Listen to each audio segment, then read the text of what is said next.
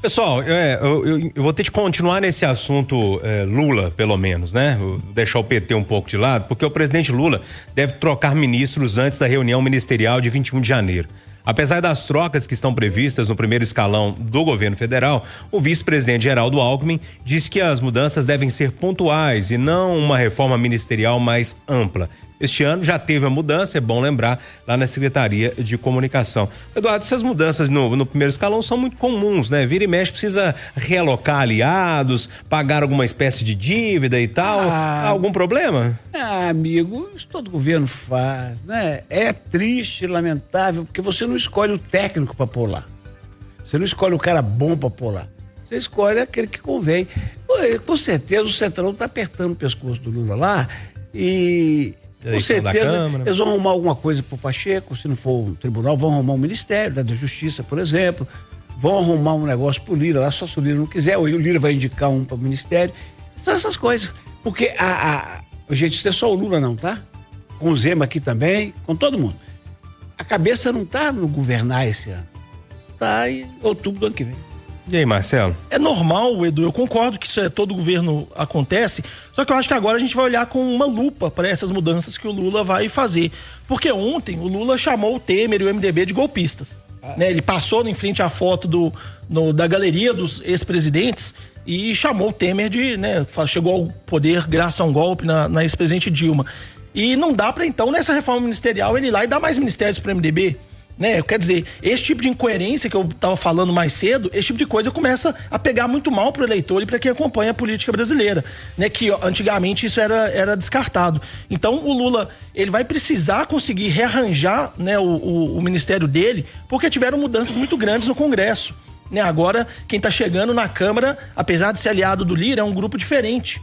Então ele vai precisar reacomodar esses partidos. Agora, tomara que ele não cometa alguns erros monumentais, né, que a gente viu, né, na primeira parte do governo dele, de colocar ministros que já foram denunciados, que respondem por corrupção. Isso acaba enfraquecendo o poder do Lula governar. Travassos, para arrematar. Não, primeiro eu preciso... O Marcelo fala de uma cena impressionante. O presidente da República chega na frente de uma parede com a foto de todos os ex-presidentes, fala assim, olha, teve a Dilma, esse aqui só entrou porque deram um golpe, esse outro aqui ele entrou porque ele mentiu. Eu falei assim, a foto atual, eu falei assim, esse aqui porque foi preso e depois colocado em liberdade como injustiçado, está tentando reescrever a sua história. E é o que ele está tentando.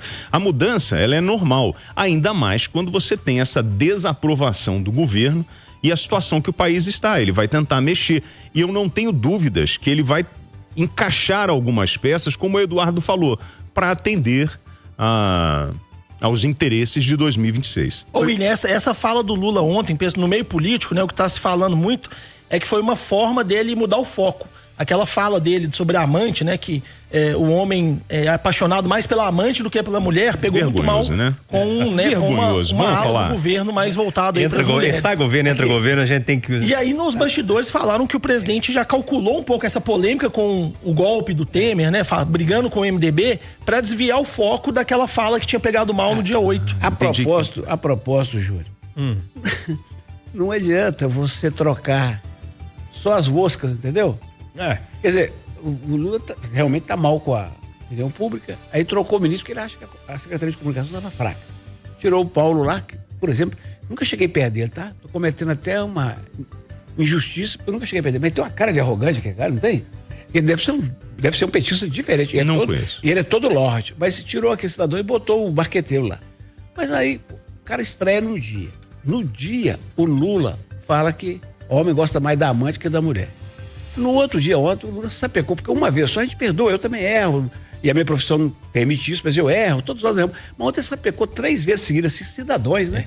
Aí, aqui, isso dito por qualquer trabalhador, a gente administra. O presidente da República dói. Esse negócio da amante não foi um cortejo à atual esposa dele? Um cortejo? Não. É o presidente da República, né, amiguinho? Falando... Você tá passando a mão na cabeça dele, amigo, falando de cortejo? Não, você não. Para, William. Eu não tô passando a mão na cabeça de ninguém. Eu estou provocando vocês sobre o assunto. Mas vocês não acham que é uma falta de respeito? Mas é lógico, mas sabe o que tá acontecendo? Ninguém tá discutindo que não é, não é, pré-requisito no Brasil. William, você tá faltando interpretação de texto. Não, calma. Aqui, ó. Ninguém tá falando que ele tá certo. Eu estou fazendo uma provocação a você. Vamos à sua provocação. É pré-requisito para ser presidente da República falar besteira? É assim mesmo? É isso que a gente vai tocar o nosso país? É lógico que não. Os últimos parece que viu? Pelos últimos mas então, aí, quando você pega essa linhada aí, essa turma que está administrando o país já há alguns anos, o pré-requisito é falar assim, eu preciso falar besteira, porque quando o meu governo não tá legal, eu desvio a atenção, trago para mim, daqui a pouco vem um outro, resolve o meu problema, fala que não tem nada disso. Mas isso é o básico, eu tô tentando ir além disso. Júlio, se você pegar os dois últimos, antes do Lula, Dilma e Bolsonaro, eles são muito mais lembrados pelas besteiras que fizeram do que pelo governo. Não, verdade. Você falou do marqueteiro. Ele, olha como que ele parece ser competente. O Lula falou uma bobagem no dia 8, repercutiu, criou desgaste. Logo depois, ele falou uma outra bobagem para afetar outro público, né? Então, para desviar o foco. Isso, com certeza, é a obra do marqueteiro. Ele parece ser mais competente do que a gente imaginava. Que marqueteiro é esse que manda você falar besteira? Mas isso acontece muito. Parece o filme dos Trapalhões, você fala uma outra besteira para esquecer a primeira besteira que você falou. Agora, a única coisa séria, gente, vamos falar sério. Eu, se chefe de um executivo fosse um dia, a primeira coisa que eu ia fazer, Júnior, eu já fiz aqui na redação. Eu não vou dar o nome da colega, não, mas eu já pedi uma colega aqui. Fica de olho, porque os anos estão passando. Quando eu estiver muito chato, me avisa. Minhas filhas também estão orientadas nesse sentido. Às vezes eu estou numa festa, eu fico muito alegre. Minha mulher me puxa e fala assim, o noivo é outro, senta, entendeu? Você tá chamando mais atenção que o noivo. Quieta, eu quieto. Eu sou bem mandado. Então, gente, eu falei isso aqui durante 4 anos do governo Bolsonaro. Eu pergunto aos 3 de novo e ao 20 da Itatiaia. Se o Bolsonaro tivesse ficado calado 90% das vezes que ele falou... Tava lá ainda. Tava reeleito. E ele admite isso, né, Edu? Ele admitiu recentemente. Perdeu pra ele, gente.